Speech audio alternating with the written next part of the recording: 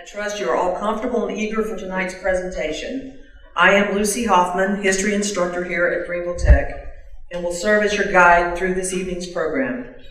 Before we begin, I would like to spend a couple of minutes acknowledging with thanks and appreciation those individuals and organizations who made this Holocaust Remembrance Week possible. Tonight, we would like to take a moment to thank the Humanities Council of South Carolina. Is there anybody here from this association? They were extremely generous with the grant. Along with South Carolina Council on the Holocaust, are there any members from this organization here? They were also extremely generous with the grant. Anita Zucker, we'd like to thank her. The Greenville Jewish Federation, other than Mr. St. Clair, who's behind the curtain, do we have any members of the Greenville Jewish Federation? Thank you. Thank you. The Temple of Israel, Beth Israel Synagogue, Greenfield's Deli, which has cookies also in the back when we're done. Please help yourself. Aprons, etc., with the owner, Jeff Hoffman. Thank you, Mr. Hoffman, who is my husband. A generous anonymous donor. And we'd like to thank the many individuals who supported this event with their time and/or donations. I'd also like to thank John Riley, Shannon O'Brien, Lori Copeland, Lee Maccabee. Where are you, Lee? He must be behind him. He's back there, okay. Mike O'Brien on the stage. Clark Britton, who gave your program out to you. Malcolm Munson, Elizabeth Varga, Carrie Morningstar, two of whom are the grant writers here who did a phenomenal job writing grants for us.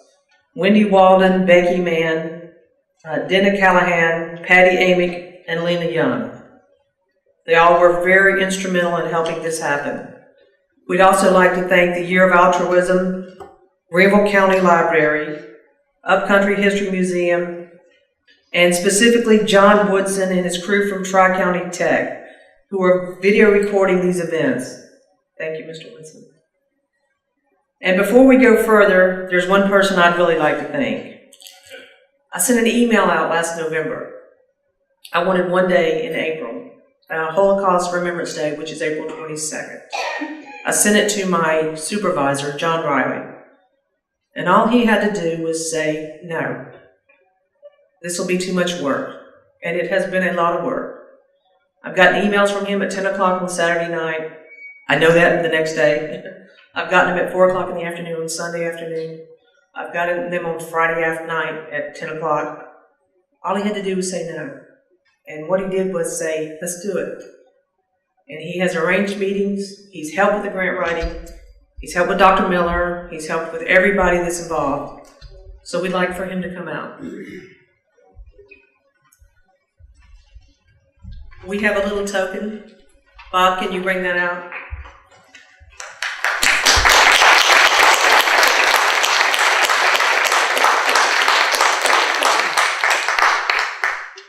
Do you see it, Mr. St. Clair? There's a basket in the back. It's on the chair in the back. The basket.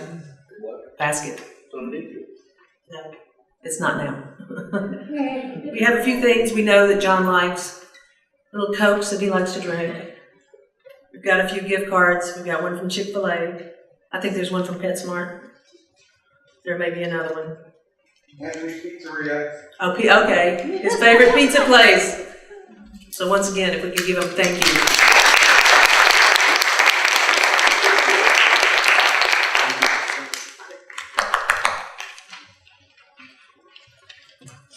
You guys have no idea how much work he's done. We are also pleased to have with us this evening Dr. Keith Miller, president of Greenville Technical College, who will share a few comments on Greenville Tech's Holocaust Remembrance Week. And as an introduction, Dr. Miller became the second president of Greenville Tech College on July 1st, 2008. He brought experienced leadership to the position, having spent 12 years as a college president in Illinois, first for Spoon River College and later for Black Hawk College. Miller began his own college education at a community college, as I did right here, earning an associate degree in technical education, radiologic technology from Hutchinson Community College in Kansas. Later, he earned a bachelor's degree in biology at the University of Kansas, a master's degree in community college teaching from Pittsburgh State University, and a doctorate degree in adult and continuing education from Kansas State University. Dr. Miller has served in many capacities at the colleges where he has worked, including instructor, dean, and vice president. In addition, his career has taken him into the private sector, working in healthcare. He serves on the Upstate Alliance South Carolina Board, the Greater Greenville Chamber of Commerce Board of Governors, the Board of Directors for the Urban League of the Upstate, the United Way of the Upstate Board, and served as chairman for March for Babies 2010-2011. What do you do in your spare time? These experiences leave him well prepared to lead one of the state's largest two-year colleges and to build new partnerships and opportunities for growth at the institution. Dr. Miller.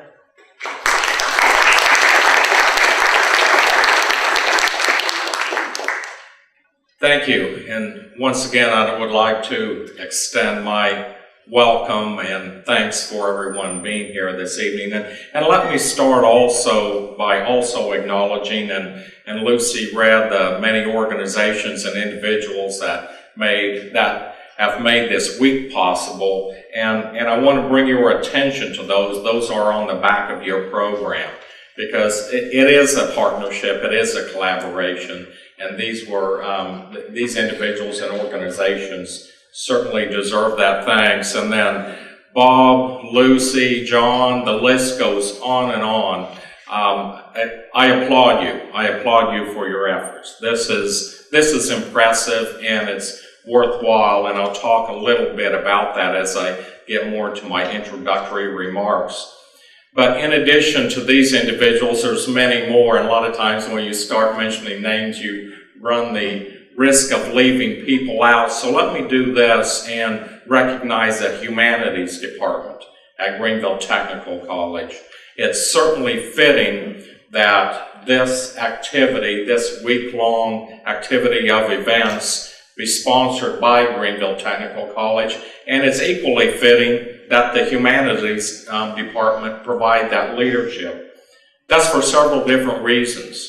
When we think about Holocaust and Holocaust Remembrance Week, and we think about the role of Greenville Technical College in past years, today, and future years, one of our values is diversity.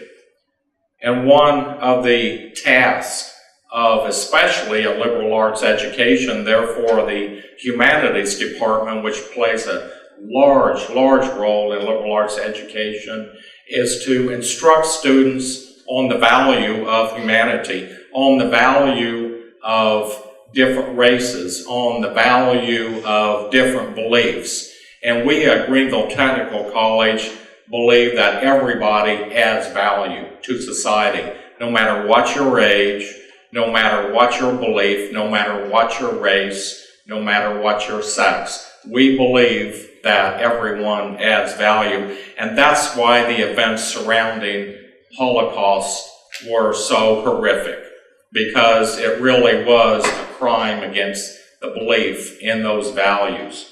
Then there's another reason that it's significant that Greenville Technical College hosts this event, and that is our ongoing role and responsibilities as one of the leading institutions of higher education in this area is to sensitize people to events such as the Holocaust.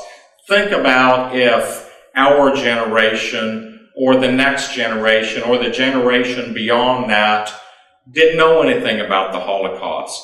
That truly would be a risk that a crime against humanity like that could happen again, and that's what we don't want to happen.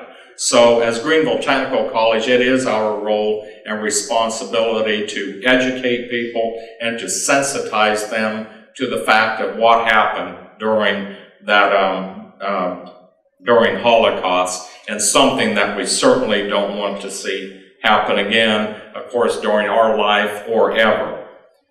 Let me point out once again in your program, again, this is the beginning of the event, the Kristallnacht program. But if you turn to your program and you'll look at the rest of the events coming up on Tuesday, which is a self-paced walking tour, in the library in this building. And of course, then on Wednesday will be a movie set in one of the death camps. And then on Thursday, on the back of your program, is going to be stories from two different individuals that experienced events of the Holocaust firsthand. And as it says, that's at the Eastland Baptist Church, which is right across Pleasantburg. So once again, thank you for being here this evening to help us remember the tragedy of Holocaust, as well as help us continue to educate others that an event such as this we don't want occurring again, and by doing that, we have a responsibility to educate everyone. Thank you for being a part of that, for being here this evening. Thank you.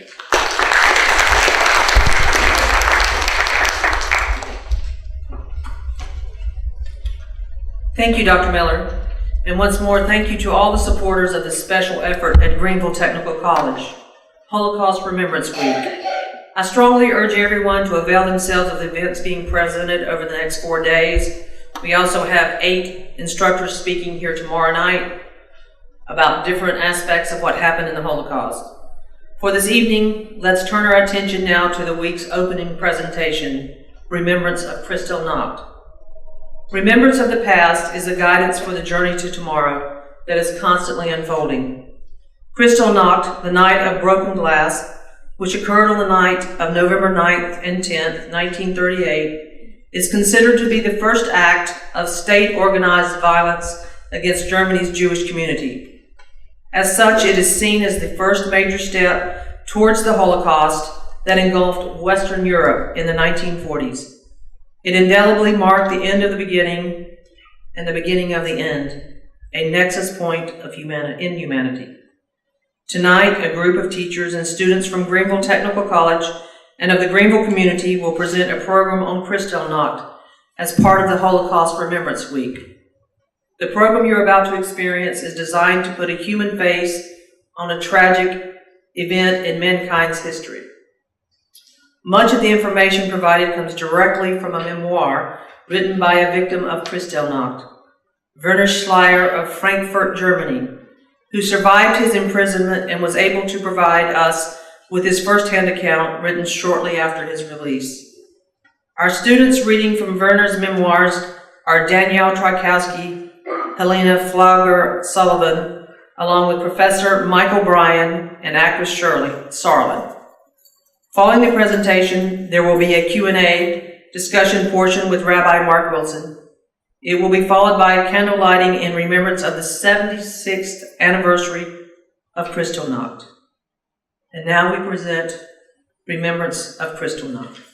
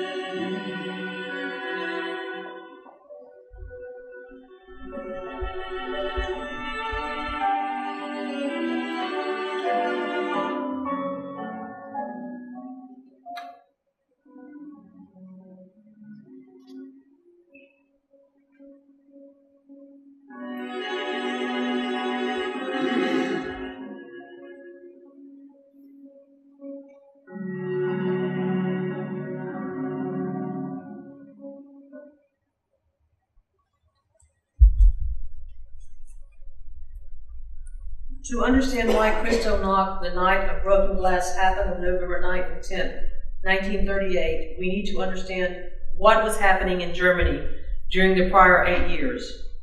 The German Republic had been established after World War I. In the election of September 1930, the Nazi Party won over 18% of the vote. It was a stunning victory for Adolf Hitler. In the spring of 1932, the Republic's economy was in shambles. People faced starvation and an uncertain future. Looking for a way to combat the situation, Germans turned to Hitler by the millions. Nazi stormtroopers helped build a rising tide of anti-Jewish sentiment as Hitler blamed the Jews for the situation. On January 30th, 1933, Adolf Hitler was appointed Chancellor of Germany by President Paul von Hindenburg. Emerging from the presidential palace, Hitler was surrounded by admirers who believed in him, not in the Constitution or the Republic. On April 1st, 1933, a national boycott of Jewish stores and businesses was organized by Nazis under the direction of propaganda minister Goebbels. Jewish businessmen were forced to march down a commercial street in Leipzig carrying signs that read, "Don't buy from Jews, shop in German businesses." 10 days after the boycott, the Nazis began defining a non-Aryan as anyone descended from non-Aryans, especially Jewish parents or grandparents. The term Aryan was used to define Germans as a racially superior group descended from Nordic ancestors. In May 1933, book burnings took place in university towns across Germany. In September, Nazis prohibited Jews from owning land or being newspaper editors. In 1935, Jews were banned from the military. The Nuremberg race laws of 1935 deprived German Jews of their citizenship, becoming subjects in Hitler's Reich, and they were not allowed to marry Aryans. Jews were prohibited from using hospitals and could not be educated after the age of 14. In 1937 and 1938, the government forbade Jewish doctors from treating non-Jews and Jewish lawyers from practicing law. The Anschluss, or Union of Germany with Austria, occurred in March 1938. Immediately afterwards, the Nazis began arresting and publicly humiliating Jews. By January 1st, 1938, Jewish men and women with first names that were not Jewish in origin had to add Israel or Sarah to their given names for easier identification. By fall of 1938, Jewish passports were stamped with the letter J. In October 1938, Aryanization, or the forced transfer of Jewish-owned businesses to German Aryan ownership, began. Jews received little or no compensation for these losses. In late October, the Nazis arrested 17,000 Jews of Polish nationality living in Germany, including over 2,000 children. They were expelled from Germany by force, transported by train in boxcars, and dumped at the Polish border as unwanted persons. Included in this group were the parents of Herschel Greenspan, who earlier had been sent to live with his uncle in Paris for safety. On November 7, 1938, Greenspan shot and killed a member of the German embassy in Paris in retaliation for the treatment his family suffered from the Nazis. The Nazis used this as an excuse to encourage attacks against Jews. Goebbels said it wouldn't be surprising if the German people were so outraged by the assassination of a German diplomat by a Jew that they would take the law into their own hands. On the night of November 9, 1938, Goebbels' self-fulfilling prophecy took place. That night became known as Kristallnacht, the night of broken glass. All over Germany and Austria, encouraged by the Nazi regime, rioters vandalized, looted, burned, or destroyed 267 synagogues and 7,500 Jewish businesses. Jews were physically beaten, and at least 91 Jews were killed. Many Jewish buildings, cemeteries, hospitals, schools, and homes were damaged as police and fire brigades stood and watched. Over 25,000 Jewish men were rounded up and sent to concentration camps where they were frequently brutalized. I met the son of one of those.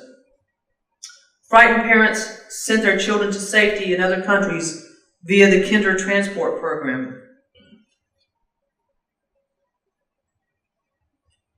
These are the historical facts about Kristallnacht. During the remainder of our program, we will tell you about one of the men who were sent to a concentration camp. His name was Werner Schleyer. He was 29 years old when he was arrested. Our readers will tell you, using Werner's own words from his memoir, of the cruelty these innocent people endured at Buchenwald concentration camp. After Werner's release in the spring of 1939, his sister recalls that she could not recognize him, saying he looked like a stick with the color of a white wall. Later, in 1939, he was able to leave Germany for England and remained there until permitted to enter the United States in 1940. He lived in the United States until his death in 1990 in Los Angeles, and he died at the age of 81. Finally, on a personal note, I would like you to know that Werner Schleyer was the cousin of one of the founders of this evening's presentation, Dick Berger, who we were hoping could be here, but his health has made that not possible. Dick, a longtime resident of Greenville, learned about Werner while searching for the German roots of the Berger family. We thank Dick for bringing Werner's story forward into the light of day, such that we may share it with you this evening. So now, let us all imagine that we are sitting somewhere quietly at home with Werner, perhaps in front of a fire, as he begins to tell us about his experiences that began on Friday, November the 11th, 1938, in Frankfurt, Germany.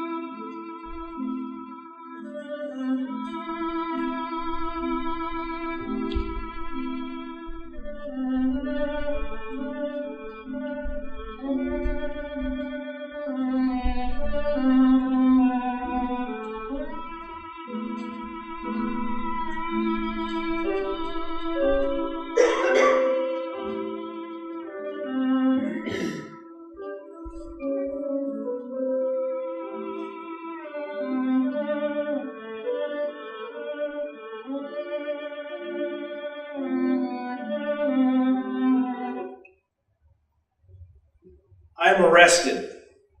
It took more than 1 year for me to make up my mind and write reports of Buchenwald, because every memory brings back those facts one feels should remain in the past. But the past should not be forgotten, and dear relatives should also know about it.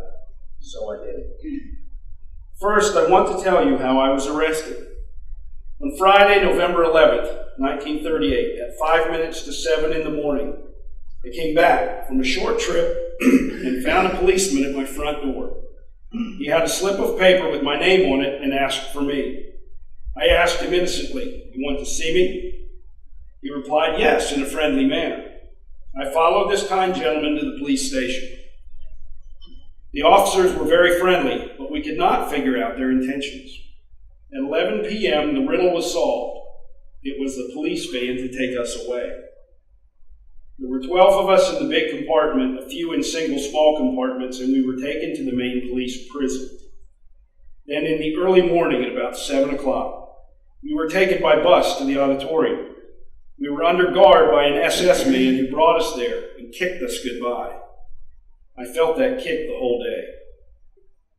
We were told to say as our names, "the Jew so-and-so," when we were registered.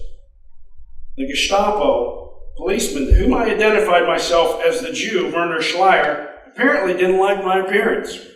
He ordered me loudly, let's go, to the wall. And so I had to run 200 meters to that wall. At times he commanded, lie down, get up, lie down, get up. Up until the evening, there were 2,000 of us Jews in this hall. Then we were divided into groups to be taken away. We were taken to a suburban rail station in Frankfurt, where the policemen cordoned off the whole station to protect the nice Jews from the dangerous and agitated crowd. After about an hour, a special train was ready. We were loaded into the railroad cars. In every car, 4 policemen stood guard. Doors were locked. The train began to move. Nobody knew where we were going.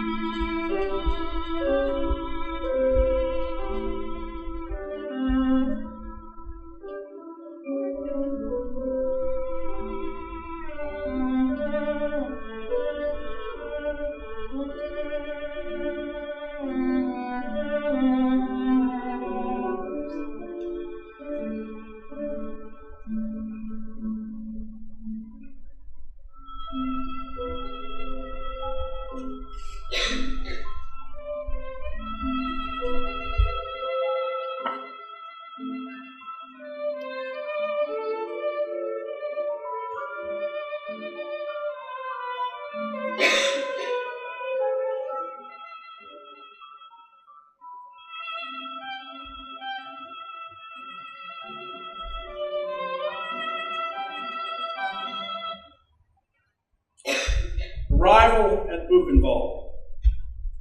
Nobody knew where the ride was going. Around 6 o'clock in the morning, the train stopped. We found ourselves on a secluded track lined with Weimar police holding rifles and wearing steel helmets. The locked doors were open, and we heard the command, everybody out! We passed in front of this honor guard, hats in our hand. We walked down some stairs along a huge, long tunnel, ending up in a smaller tunnel. The scenes that occurred during this are hard to describe. We were sworn at obscenely. These barbarians blocked off some of us, tripped us, and then hit us with their guns, hit us in the face with fists, and sometimes even pushed us down the stairs. Because I was at the head of this line, I was able to avoid tripping over fallen comrades and ran like a gazelle to the end of the tunnel. It was here that we felt for sure we would be shot. This feeling of impending doom was understandable in our state of mind, so we stood there, our hearts beating, afraid of the minutes ahead, but still courageous, thinking that if we had to die, we would.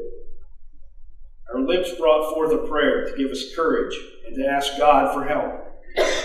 These were really the worst minutes, the endless waiting. And then we heard the command, let's go! We figured then that nothing worse was to happen. Now we were forced to walk between rows of policemen into huge trucks lined with benches for us to sit on. And then the ride began. After about 45 minutes, we reached our destination. We heard the shout, everybody out! And the trucks slowly emptied. Because of earlier events, we knew what to expect, and we all ran as fast as we could to save our lives. Many fell, especially the elderly. They were badly mistreated, and when others fell over them, they too received blows with fists and feet. Everywhere we looked, we could only see men, each with his hair completely cut off. We also had our turn, and soon we were as bald as the rest. Not only the hair on our heads, but our beards, and mustaches too, were shaven off. So, we stood there, this day as on every day, for the next 3 weeks, on the roll call ground from morning to evening, without water or anything to eat. When we did get something to eat, it was devoured in seconds. The hours passed slowly, very slowly, under a sky filled with beautiful clouds, but not carrying ones. The sun sank in every color conceivable, and dusk came to us on this first day. Soon the searchlights splashed us with their cold light. It was an eerie picture. It reminded me of the Russian parade past Red Square, which I had seen in films. Of course, the SS people never left us alone, and abuse was common during our wait. At last, after standing around, we were counted like sheep and led into our barracks, where the rest was up to us.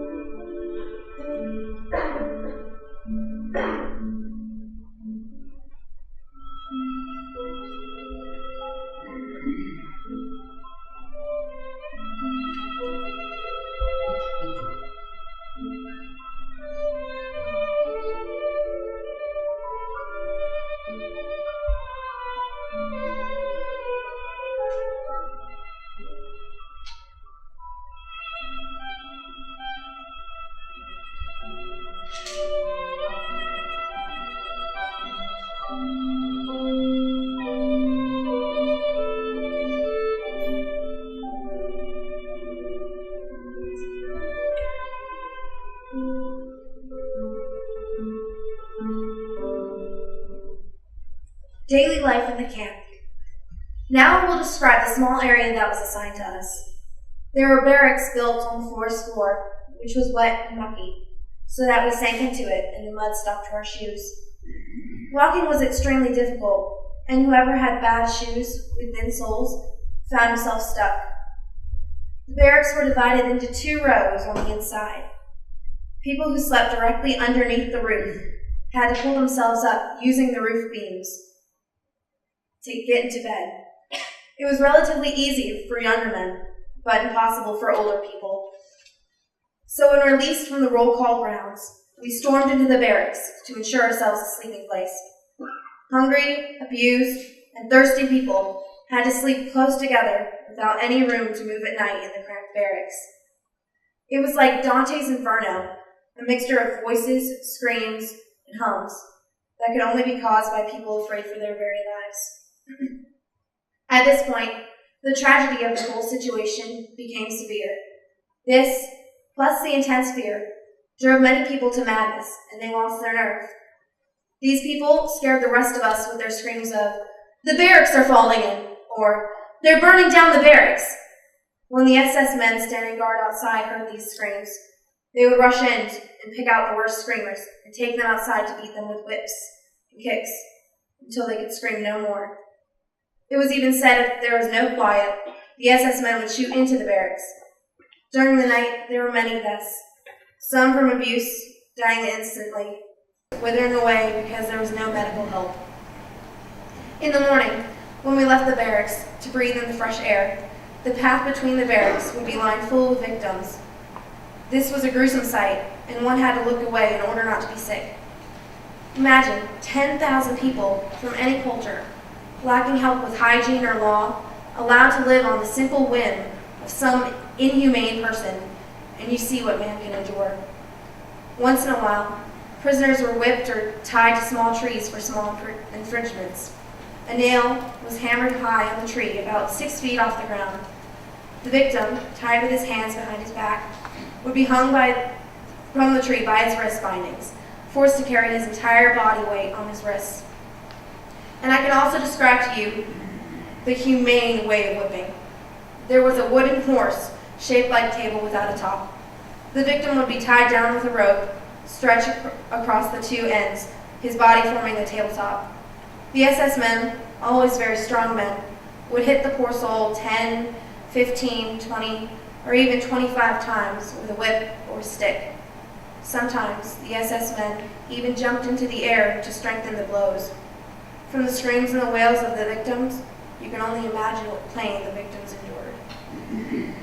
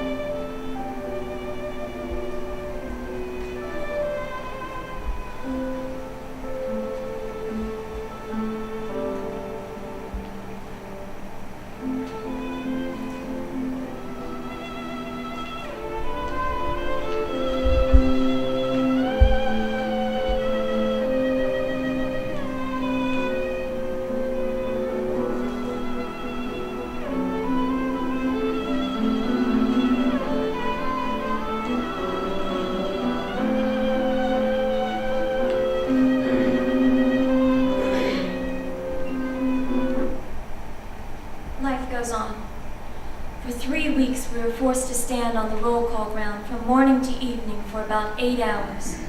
It was hard enough for the young ones to do, but for the older people, it was almost impossible. Elderly Jews had been removed from the nursing home and put into the camps.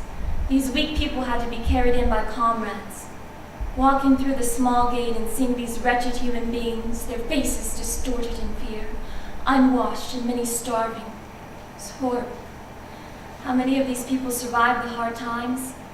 I cannot say, but some of them were the first to die. During this period, we were fed by the prisoners from the larger part of the camp. There was no time to be picky. Filling the stomach was vital. We had to suppress all feelings of hygiene and cleanliness. And if you couldn't do this, well, nobody could help you. All punishments, whippings, beatings, torments in the bunker, death sentences for not carrying out orders, happened every single day. Many tried to commit suicide as a way out. In the camp itself, there were human wrecks alive simply because of their intense will to live, even though they couldn't even walk. I remember one November morning extremely well. The sun had not yet risen, and the whole area was covered with a light fog. Then along the fence came a horrible parade, 4 prisoners to each display. Coffin after coffin, stretcher after stretcher passed by us. All whispering ceased. Then the barriers put down their load. And with our bald heads, we watched and counted 5, 10, 11, 12, 15, 20, 23. At the end, we weren't called to the roll call area anymore. We were allowed to stay in the area of our own barracks, which were now just 6. Now, like before, we listened to the list of names being called, and those whose names and numbers were called were nearly electrified with happiness. This meant freedom for them. Everybody else naturally also waited for their time to be called. If it wasn't called one day, it was hoped that it would be called the next day or the day after that. Full of hope, we looked toward the first few days of December. The release of 200, 300, or even 400 men each day was so promising. This meant that the camp would be completely empty by the middle of December. We would get back our freedom from these frightful weeks in camp. Also, there was a rumor going around that by the 10th of December we would all be free. This helped us believe all the other rumors as well. But by the middle of December, the releases stopped completely. There were now just 2,500 of us left from the original 11,000. Our dreams were totally broken. We would not be home by Christmas.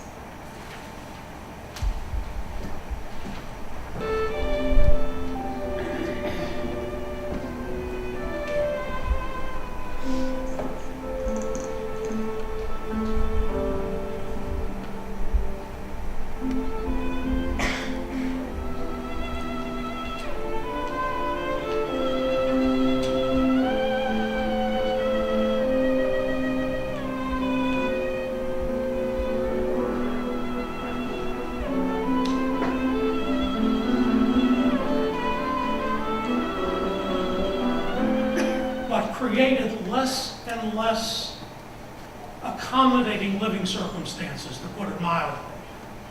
The thought being, at first, that by just leaving things as they are, but not providing any of what they call privileges, the Jewish problem would sort of take care of itself.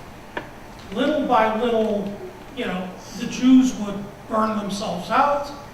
And of course, there still were dire punishments for people who went against ghetto rules.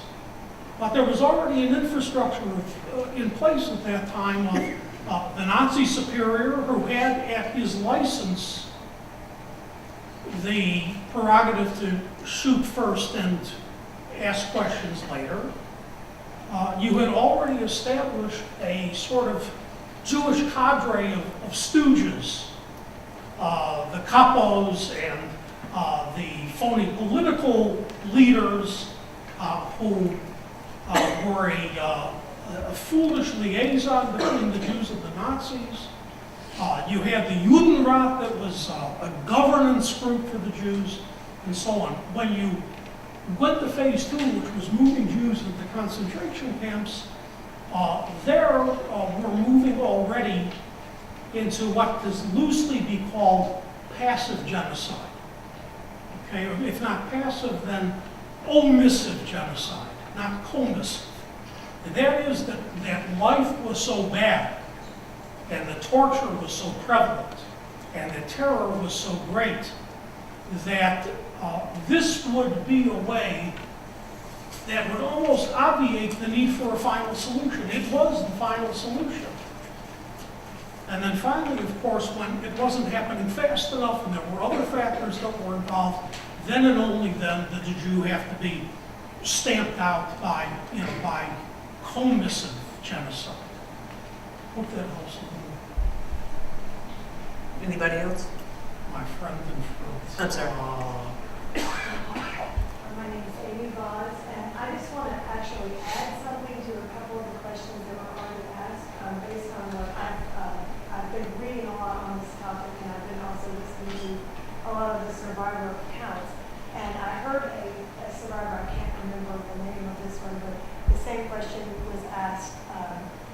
He said when people asked him when he was in the camps, where was God? His response to that was, where was man? And where were the men who were in positions to help the Jews at that time and did nothing? And I'm not talking about just the ordinary people, but also President Roosevelt, who didn't become involved until so much later, until after so much damage had already been done. And dare I say, also in large part, the church, both the Catholic Church and the Protestant churches, I don't think in any large substantial way came out and protested after Kristallnacht, which was a turning point, and been asking the question, when did the Germans come to know about it?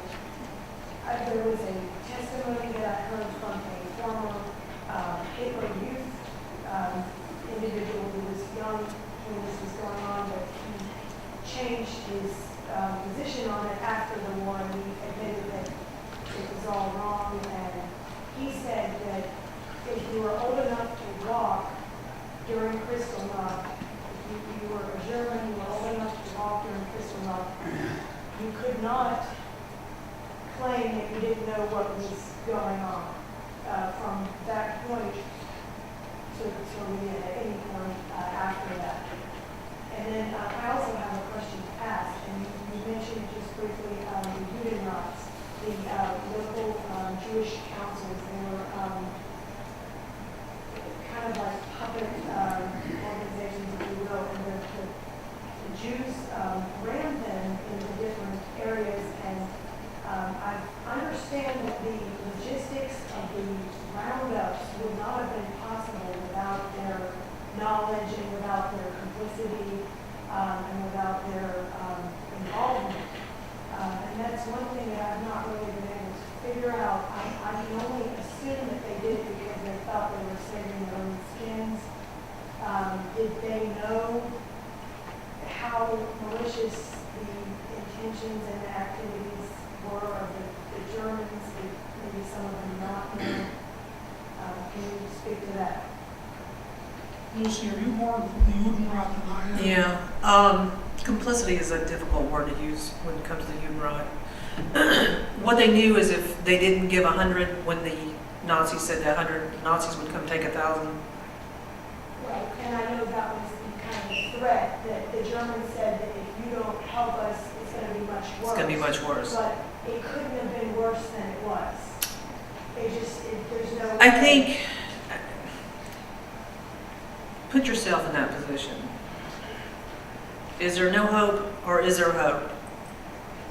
If they say, give me 10 or we'll take 100, what are you going to do? You going to give them 10 or you going to let them take 100?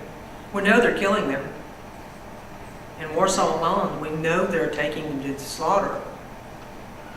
But they would come in and say, give us 10. So what 10 would they give? In the beginning, they tried to give old people, sick people, babies that weren't going to survive this anyway. saving their own skin. Probably one or two. I don't think that was a big number because ultimately they weren't saved.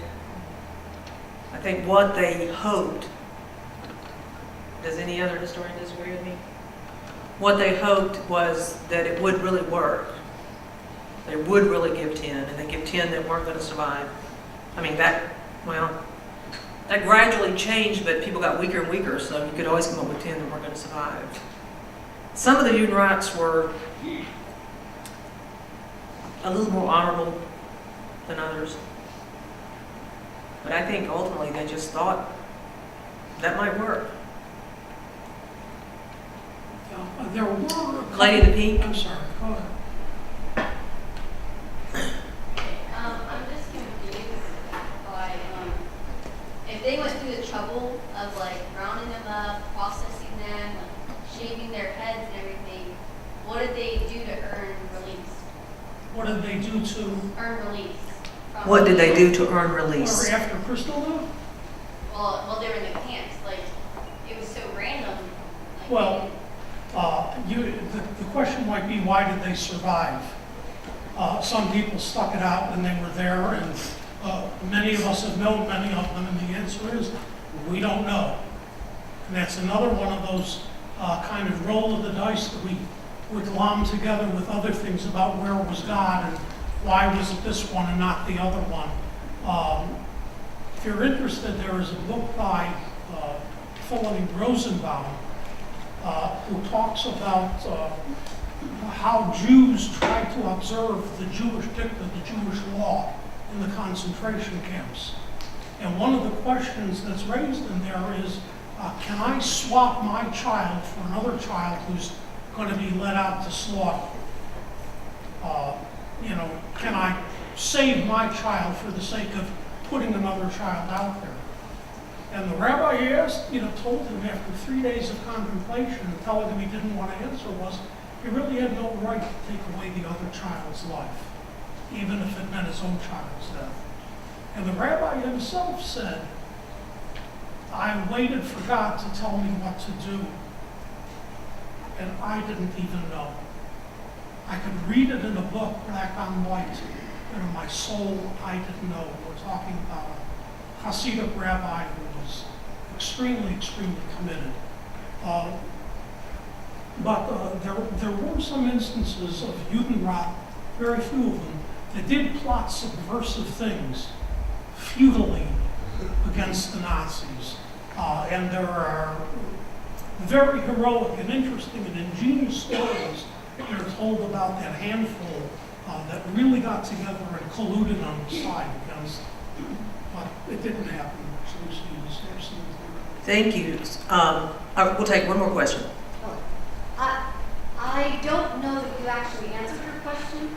I think, and I'm curious too, when you were talking about the Jews that were taken at the very beginning, and later many of them were released, how did they choose the ones that were released?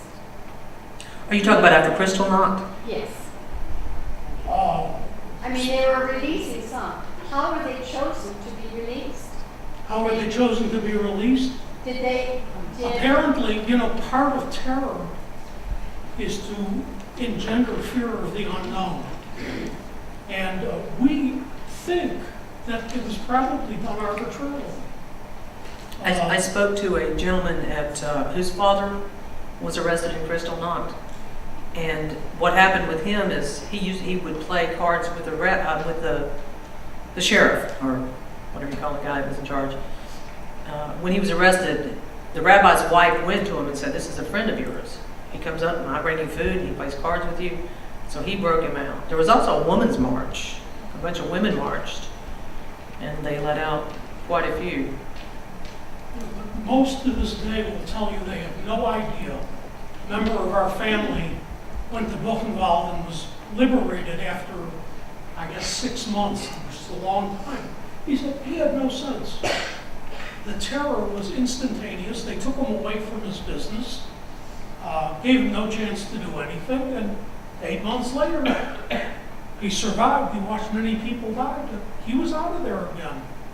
And perhaps one of the pretexts of getting him in there was fellows like Werner Schleyer And this gentleman in our family were young enough so that they knew well enough to get out of Dodge. And the Nazis really didn't want them to leave that much, but a number of them took the lesson and just left as quickly as they could. But many others were, 1,000 times others were stuck and had no place to go. Okay, I said no more questions, but we have a history instructor has a question. I just have a comment. Go ahead, Justin. I think there might be some confusion over that stage of the concentration camps and the death camps that followed later.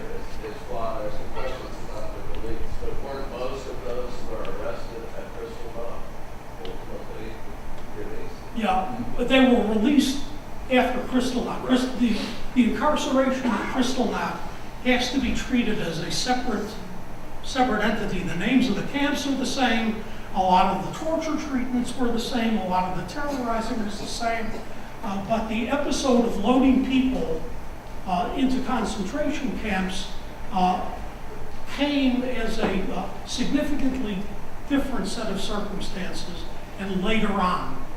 Yeah, the crystal, and it is confusing. I mean, I remember even myself, well, how did they go to camps in 1938 if the Holocaust didn't happen until 39? And the answer was, this was just just kidding, we're just fooling around for now. And then we'll see. As Miss St. Clair says, Kristallnacht was a trial run.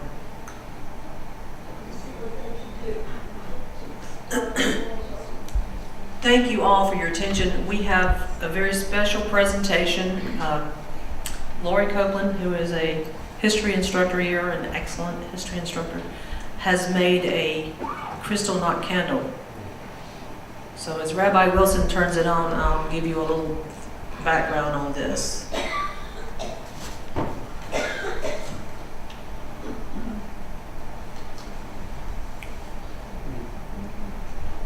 What does it look like? Broken glass? Lights of hope? I like that one. We talked about different ways we could do this, and we thought about doing candles that you'd hold, but we can't have lighted flames in here. And we thought about doing big candles, again, we can't have lit flames. We thought about doing 7 of these, 6 for the 6 million and 1 for the other 5 million. But ultimately, Lori felt like, and I think it's an excellent representation, that 1 stands for all 11 million, and it looks like broken glass. So this was the beginning of the end and the end of the beginning. And she did this by herself, so can we give her a hand?